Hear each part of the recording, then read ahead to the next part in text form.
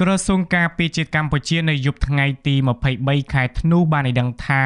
យោធាថៃនៅបន្តបាញ់កាំភ្លើងធំរថក្រោះនិងប្រើប្រាស់ដ្រូនអន្តរជាតិបាញ់ចូលតំបន់ប្រាសាទព្រះវិហារចំណែកអាជ្ញាធរជាតិព្រះវិហារបានអះអាងថាទំហំនៃផលខូចខាតមកលើតំបន់ប្រាសាទព្រះវិហាររបស់កម្ពុជាគឺកាន់តែធ្ងន់ធ្ងរជាងការផ្ទុះអាវុធកាលពីចុងខែកក្កដាឆ្នាំ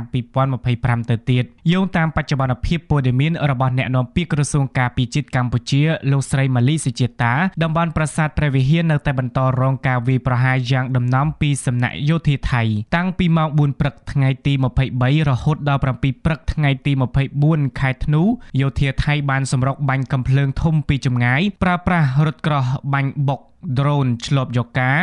ដ្រូនអតិឃាតដ្រូនបាញ់ផ្សែងពុលនិងទម្លាក់គ្រាប់យ៉ាងសន្ធឹកចូលទៅតំបន់ប្រាសាទព្រះវិហារតាមអ្នកនាំពាក្យក្រសួងការពារជាតិកម្ពុជាគិតមកទល់ពេលនេះស្ថានភាពជួរមុខនៅតំបន់មួយចំនួនមានភាពស្ងប់ស្ងាត់ខណៈនៅតាមតំបន់ខ្លះផ្សេងទៀតយោធាថៃនៅបន្តធ្វើសកម្មភាពវាយប្រហារមកលើដែនអធិបតេយ្យភាពកម្ពុជាក៏ប៉ុន្តែកងទ័ពកម្ពុជាកំពុងប្រយុទ្ធស្វិតស្វាញនិងបង្កើនការប្រុងប្រយ័ត្នខ្ពស់លោកគង់ពុទ្ធិកាអគ្គនាយកនៃអាជ្ញាធរជាតិព្រះវិហារបានអះអាងប្រាប់វិទ្យុបារាំងអន្តរជាតិនៅព្រឹកថ្ងៃទី24ខែធ្នូថាភូមិសាស្ត្រតំបន់ប្រាសាទព្រះវិហារនៅតែរងការបាញ់ប្រហារយ៉ាងកំរោលពីសំណាក់យោធាថៃតែយ៉ាងណាលោកគង់ពុទ្ធិកាពុំទាន់អាចផ្ដល់ការវិដំឡៃចុងក្រោយនៃទំហំផលប៉ះពាល់មកលើប្រាសាទព្រះវិហារបាននៅឡើយទេតែលោកផ្ដល់ការសន្និដ្ឋានបឋមថាប្រាសាទព្រះវិហារអាចរងការបំផ្លិចបំផ្លាញធ្ងន់ធ្ងរជាងការផ្ទុះអាវុធលើកទី1កាលពីចុងខែកក្កដាឆ្នាំ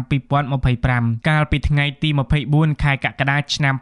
2025អាជ្ញាធរជាតិព្រះវិហារបានជូនដំណឹងថាប្រាសាទព្រះវិហារដែលជាសម្បត្តិបេតិកភណ្ឌពិភពលោកបានរងការខូចខាតផ្នែកខ្លះក្រោយយោធាថៃបានវាយប្រហារដោយការបាញ់កាំភ្លើងធំតួប្រាសាទខ្លះត្រូវរលំបាក់បែកនិងដួលដល់ដីខណៈទីសក្ការៈបូជាមួយចំនួនក៏ត្រូវបានបំផ្លិចបំផ្លាញភ្លាមក្រសួងវប្បធម៌បានចេញមកថ្កោលទោសចំពោះសកម្មភាពរបស់កងទ័ពថៃដែលបានបាញ់បំផ្លាញរចនាសម្ព័ន្ធប្រាសាទព្រះវិហារនិងអះអាងថាកំពុងរៀបចំប្រមូលភស្តុតាងដាក់ពាក្យប្តឹងទៅតុលាការព្រហ្មទណ្ឌអន្តរជាតិ ICC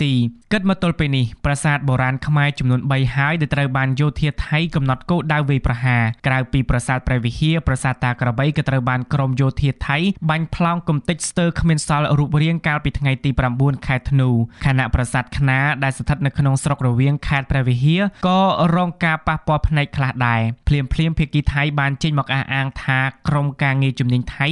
នឹងវិដំឡៃការខូចខាតហើយកំណត់ការចំណាយដើម្បីជួសជុលឡើងវិញចំពោះប្រាសាទតាក្របីនិងប្រាសាទខ្នារចំណែករដ្ឋមន្ត្រីក្រសួងការបរទេសថៃលោកស៊ីហាសាក់ភួងកេតកែវបានផ្ដល់បទសម្ភាសន៍ឲ្យសារព័ត៌មាន Al Jazeera ថ្មីនេះថាអរិយធម៌របស់កម្ពុជាមិនមែនសុទ្ធតែជារបស់កម្ពុជាឡើយហើយលោកប្រាប់ឲ្យកម្ពុជាសិក្សាប្រវត្តិសាស្ត្រឡើងវិញ